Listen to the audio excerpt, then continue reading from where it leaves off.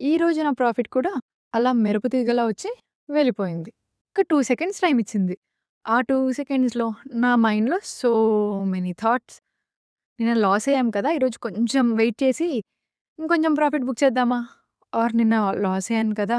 మళ్ళీ ఈరోజు కూడా లాస్ అవుతే 2 డేస్ కంటిన్యూయస్ లాస్ తీసుకోలేను కదా! అనిపించింది. నేను మార్కెట్‌లో పెట్టుకున్న రూల్స్‌ని ఫాలో అవ్వాలా? లేదా ఈరోజు ఇంకొంచెం సేపు హోల్డ్ చేయాలా? నాలో నాకే అంతర్మథనం జరిగింది. దానవ మానవ సంఘపు ధర్మానికి లొంగనా రగులుతున్న హృదయాగ్నికి నేనే బలి అవ్వనా. ఇంతకీ నేను మార్కెట్‌లో పెట్టుకున్న రూల్స్‌ని ఫాలో అయ్యానా? లేదా నా మనసు మాట విని హోల్డ్ చేశానా? చివరికి రిజల్ట్ ఏంటి? ఇదంతా నా లాంగ్ వీడియోలో పోస్ట్ చేస్తాను. ఇంట్రెస్ట్ ఉంటే చూసి తెలుసుకోండి. Thank you. మీరు చూసింది కొంతే. చూడబోయేది ఇంకెంతో. అందుకే సబ్స్క్రైబ్ చేసుకోండి.